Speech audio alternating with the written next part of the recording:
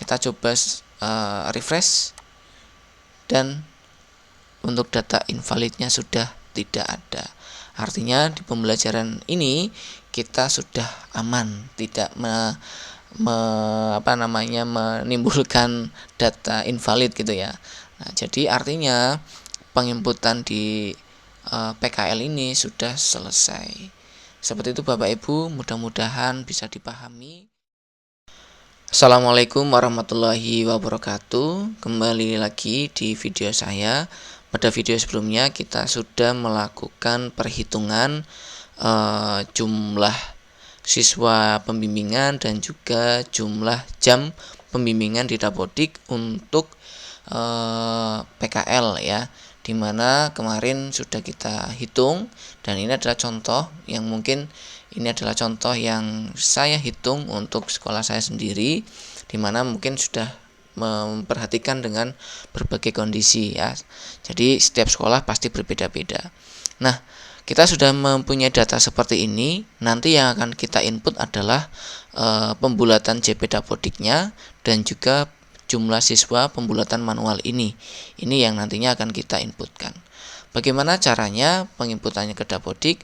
Terlebih dahulu kita siapkan nomor SK pembelajarannya atau pembagian jam mengajar, kemudian nomor surat tugas untuk prakerinnya, kemudian tanggal jangan lupa masing-masing, dan tanggal mulai PKL-nya kapan sampai dengan kapan.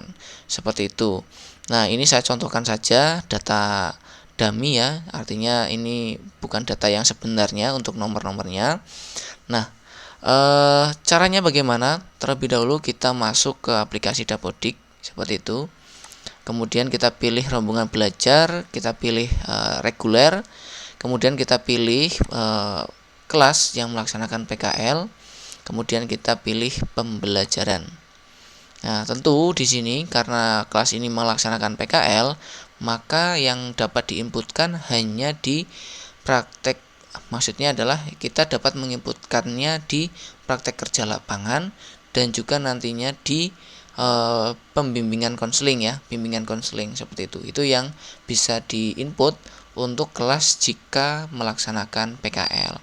Kalau tidak melaksanakan PKL, maka diinputkan di sini jam mengajarnya secara reguler. Kurang lebih seperti itu. Baik, pertama kita terlebih dahulu input data guru yang menjadi atau mengajar di kelas ini yang menjadi pembimbingan. Saya pilih salah satu guru yang mempunyai jam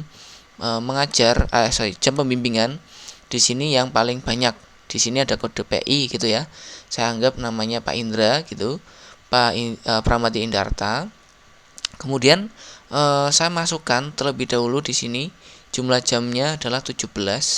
Maka saya inputkan di sini 17, jangan lupa. Kemudian masukkan nomor SK-nya dan tanggal SK, seperti itu. Setelah itu, kita klik simpan supaya nanti data pertama kita tersimpan. Setelah data tersimpan, nah kalau sudah kita save tadi, maka akan tersimpan seperti ini. Kemudian klik baris PKL ini, kemudian kita pilih menu praktek kerja lapangan. Nah, lakukan hal yang sama untuk menambahkan guru yang lain di sini. Klik menu tambah gitu ya. Kita pilih praktek kerja lapangan, kemudian kita nanti pilih mata pelajarannya. Kita masukkan nomor SK, pilih PTK-nya, kemudian tanggal SK mengajar, jumlah jam mengajar per minggu. Yang dimasukkan adalah jam yang sudah kita hitung yang di pembulatan JP Dapodik ini. Nah, kita inputkan seperti itu. Dan saya di sini sudah menginputkan gitu ya. Di sini sudah ada 1 2 3 4 5 ditambah yang ada di depan tadi untuk PI Pramadi Indarta itu 1, sehingga totalnya ada 6. Nah, kalau kita hitung di sini total yang ada di dalam ini adalah 29, kemudian ditambah di luar ini 17, sehingga totalnya adalah 46. Perlu diketahui kalau sudah diinputkan di depan sini, ini ya, kan sudah diinputkan di depan, itu di dalamnya tidak perlu ditambahkan lagi, seperti itu. Nah, kalau sudah diinputkan seperti ini, kita cek di validasi lokalnya. Ya, di menu validasi lokal, kita klik semua, nanti di pembelajaran. Kita lihat Nanti hasilnya akan seperti ini Bapak Ibu. Terdapat rombongan belajar PKL dengan nama bla bla bla bla bla belum menginputkan data anggota prakerin dan pembimbing prakerin pada menu perjanjian kerjasama. Nah, karena apa? Karena kita baru melakukan penginputan jam dapodiknya di sini. Jadi belum melakukan penginputan nama siswanya dan gurunya gitu untuk pembimbingnya. Nah, ini menjadikan di statusnya adalah invalid seperti itu. Kalau invalid itu tidak bisa melakukan sinkronisasi data. Seperti itu Bapak Ibu. Untuk selanjutnya kita melakukan yang yaitu menginput siswa dan pembimbingnya. Mungkin ada pertanyaan, kenapa guru yang lain ini yang sudah diinputkan tidak muncul di sini ya Bapak Ibu? Ini karena untuk guru yang lain ini sudah saya inputkan siswanya dan juga pembimbingnya dan menyisakan satu yang belum saya input. Seperti itu. Caranya bagaimana? Kita masuk ke menu sekolah. Kemudian di bagian sini ada menu PKS atau perjanjian kerjasama. Kita cari terlebih dahulu nama industrinya yang sudah terplotting. Ini kan sudah terplotting ya.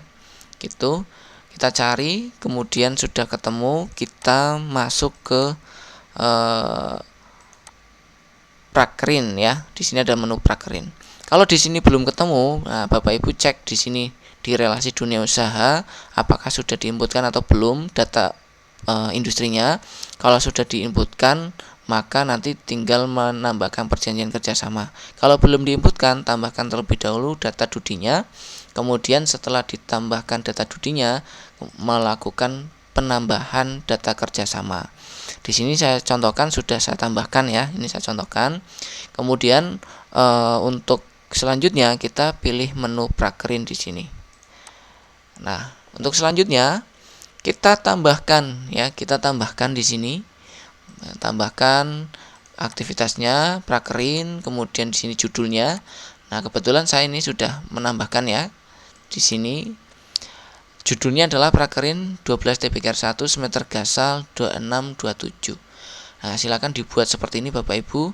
Kenapa? Ini untuk memudahkan Bapak Ibu seandainya ada peninjauan data setelah sinkronisasi ke pusat, ternyata datanya ada yang belum sesuai di info GTK-nya gitu.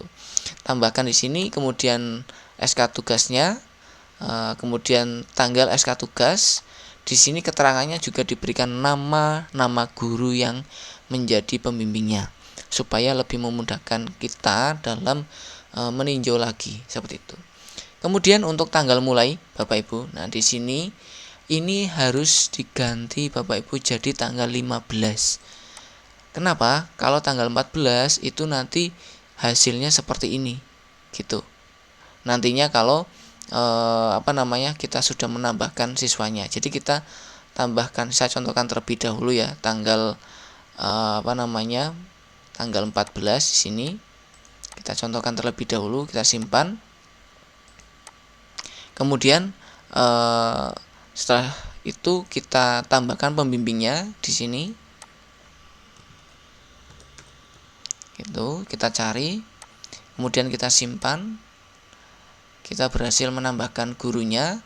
Kemudian kita tambahkan anggotanya. Di sini kita tambahkan namanya. Oke, sebentar.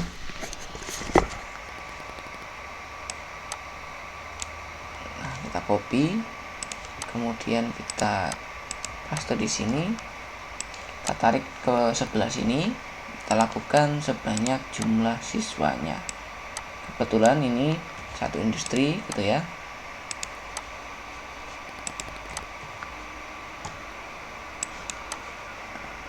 Kemudian saya tambahkan lagi.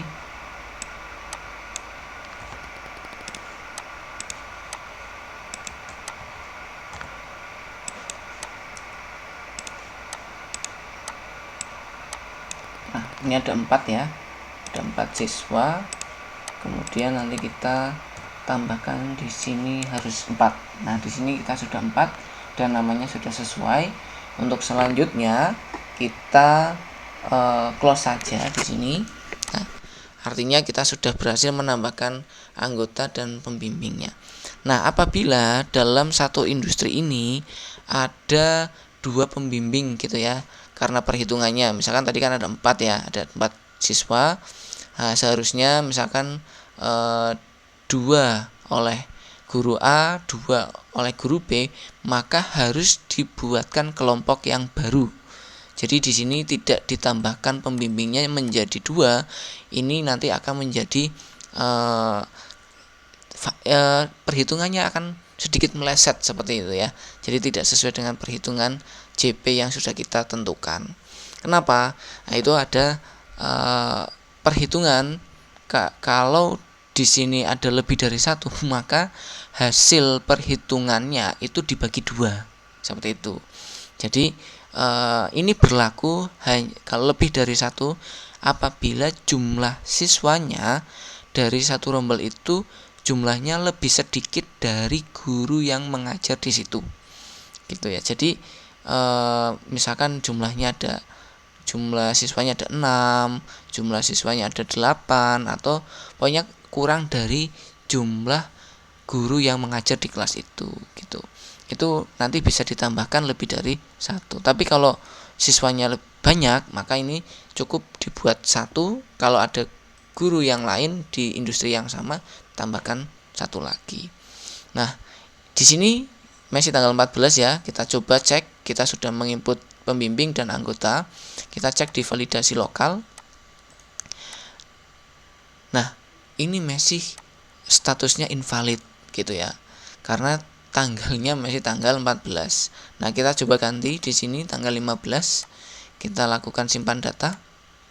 Oke, kita sudah selesai simpannya. Kita coba refresh, dan untuk data invalidnya sudah tidak ada. Artinya di pembelajaran ini kita sudah aman, tidak menimbulkan data invalid gitu ya. Nah, jadi artinya penginputan di PKL ini sudah selesai. Seperti itu Bapak Ibu, mudah-mudahan bisa dipahami untuk penginputannya, dan kalau ada pertanyaan bisa disampaikan di kolom komentar. Terima kasih. Assalamualaikum warahmatullahi wabarakatuh.